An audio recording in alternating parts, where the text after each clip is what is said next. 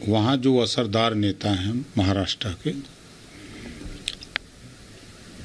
उनका एक अपना अलग प्रभाव हो सकता है, लेकिन अखिलेश जी जाके वहाँ कै वोट दिलाएंगे, ममता जी जाके कै वोट दिलाएंगे, जिनका वहाँ कुछ नहीं है तो कै वोट दिला पाएंगे। उनके रैली करने से कोई असर नहीं है। पूरे प्रदेश में, पूरे देश में, चाहे महाराष्ट्र से लेके गोवा से लेके गुजरात से लेके बंगाल तक, कहीं किसी की दाल गलने वाली नहीं है। जनता मन बना चुकी है और विपक्ष खुद मन बना चुका है माननीय नरेंद्र मोदी जी को प्रधानमंत्री बनाने के लिए। ये तो फिर जनता को दिखावा करने के लिए सब काम हो रहे हैं। तो आपको बता दें, कल चुनावों की तारीखों का ऐलान हो चुका है और साथ ही 7 चरणों में वोट डाले जाएंगे। लेकिन बड़ा सवाल यह है कि इस वोट युद्ध में कौन मारेगा बाजी और कौन हार जाएगा। इस रिपोर्ट में आपको दिखाते हैं।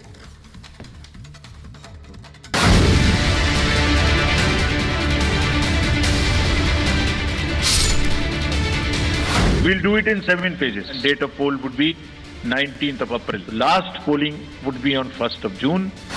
विश्व के सबसे बड़े लोकतंत्र में सबसे बड़े उत्सव का आगाज हो चुका है।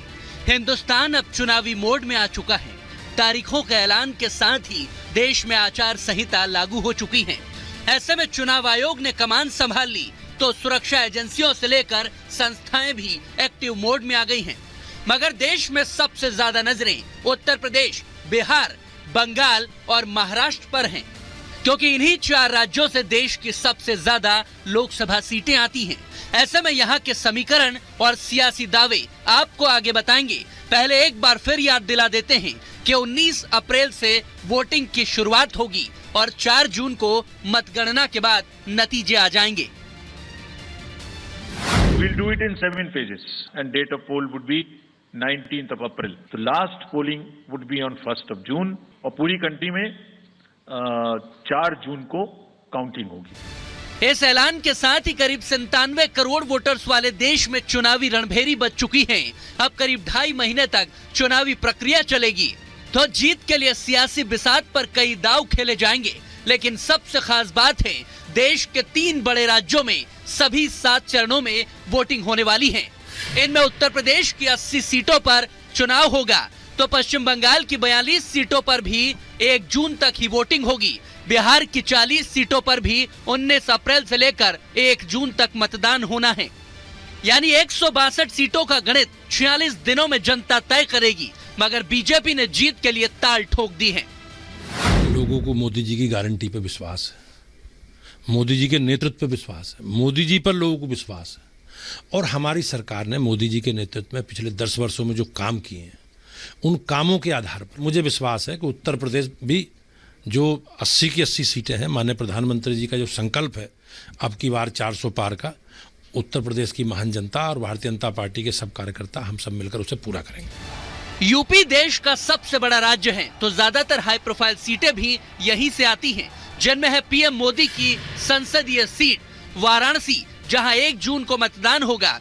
2019 में जहां स्मृति ईरानी और राहुल गांधी की टक्कर दिखी थी, उस अमेठी में 20 मई को मतदान होगा। तो गांधी परिवार का गढ़ कही जाने वाली यूपी की रायबरेली सीट पर भी 20 मई को ही वोटिंग होने वाली है।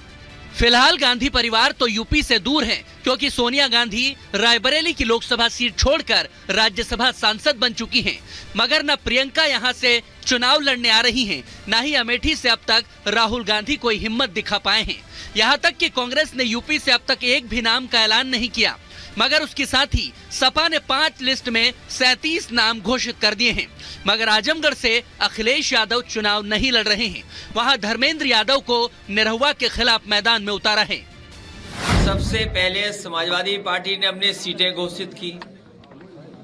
सबसे पहले समाजवादी पार्टी ने अपना प्रचार शुरू कर दिया और आप देखना, सबसे पहले जीत का भी जो संदेश आएगा वो समाजवादी पार्टी और गठबंधन का होगा। तो विपक्ष दावे यही कर रहा है कि सब कुछ पूरी तैयारियां हैं वो यहां पर कर ली गई हैं, लेकिन आपको वोट कब डालना है, क्योंकि पहला चरण जो है वो 19 अप्रैल को होने जा रहा है, जिसमें सहारनपुर सीट से इसके अलावा कैराना सीट आएगी और मुजफ्फरनगर सीट भी इसी में आएगी। उत्तर प्रदेश के अंदर पहले चरण में बिजनौर में भी चुनाव होगा, इसके अलावा नगीना और साथ ही मुरादाबाद की अगर यहां पर बात करें तो पहले ही फेज में वोटिंग यहां पर हो जाएगी 19 अप्रैल को, जो पहला चरण यहां पर होना है। इसके अलावा रामपुर सीट और पीलीभीत में भी पहले ही चरण में यानी 19 अप्रैल को ही मतदान हो जाएगा। वहीं मेरठ, अमरोहा और बागपत का नाम भी इसमें शुमार है पहले ही चरण के अंदर। वहीं दूसरे चरण की अगर यहां पर बात करें 26 अप्रैल को अलीगढ़, मथुरा और नोएडा में वोटिंग यहां पर की जाएगी, यानी ये दूसरे चरण की बात हो रही है। 26 अप्रैल को जो वोटिंग होगी इसमें गाजियाबाद और बुलंदशहर की भी सीट है, कुल तकरीबन 8 सीटें यहां पर हैं, जिसमें 26 अप्रैल को गाजियाबाद और बुलंदशहर का नाम है। तीसरे चरण की अगर हम यहां पर बात करें तो 26 अप्रैल को तीसरा चरण है, मैनपुरी, एटा और बदायूं में वोटिंग यहां पर होने वाली है। इसके अलावा तीसरे चरण में ही संभल में भी वोटिंग होगी, साथ ही हाथरस का भी नाम है, और इसके अलावा आगरा में भी वोटिंग जो है वो तीसरे चरण में यहां पर होने वाली है। आपको बताएं कि कुल जो चरण है वो 7 चरण है, जिसमें लोकसभा में वोटिंग होनी है। तीसरे चरण में उत्तर प्रदेश के अंदर फतेहपुर सीकरी और फिरोजाबाद का भी नाम जो है वो तीसरे चरण में। इसके अलावा आंवला और बरेली का नाम भी 26 अप्रैल को तीसरे चरण में ही है, जहां पर वोट जो है तमाम लोग कर सकेंगे। तो पहले चरण से लेकर 3 चरणों तक जो वोटिंग है वो यहां पर तमाम लोग उत्तर प्रदेश के यहां पर कर पाएंगे। हर एक कवरेज लगातार आप तक, हर एक खबर लोकसभा चुनाव की। एक छोटे से ब्रेक ले यहां पर रुकना है, बने रहिए रिपब्लिक भारत के साथ।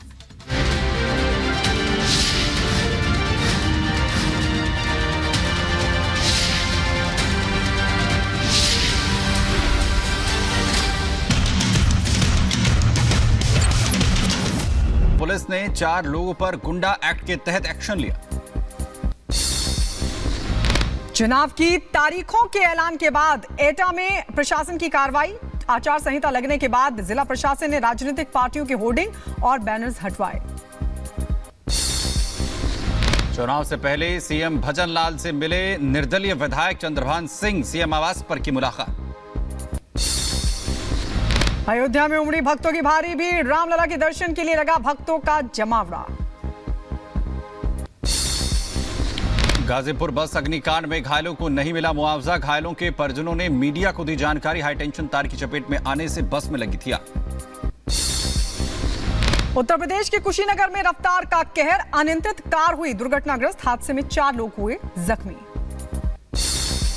उत्तर प्रदेश के रायबरेली में संदिग्ध परिस्थितियों में मिला युवक का शव, तो परिजनों ने लगाया गांव के ही युवक पर हत्या का आरोप, पुलिस मामले की जांच में जुटी। राजस्थान के भीलवाड़ा में नाली में मिला नवजात, अस्पताल में डॉक्टर्स ने किया मृत घोषित, केस दर्ज कर पुलिस कर रही मामले की जांच। उत्तर प्रदेश के संभल में पुलिस और बदमाशों के बीच हुई मुठभेड़, बदमाश की फायरिंग में एक सिपाही घायल, तो वहीं बदमाश डकैती और लूट की घटनाओं में चल रहा था फरार। उत्तर प्रदेश के बदायूं में शव मिलने से मचा हड़कंप, परिजनों ने लगाया हत्या का आरोप, पुलिस कर रही मामले की छानबीन।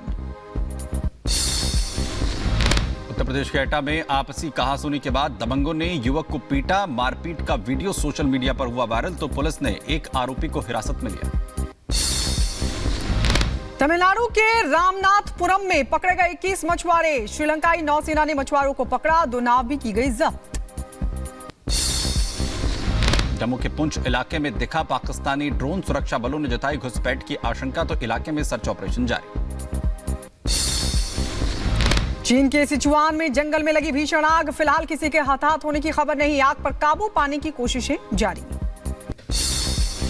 आइसलैंड में 3 महीने से भी कम समय में चौथी बार फटा ज्वालामुखी, ज्वालामुखी फटने के कारण धरती में पड़ी दरार।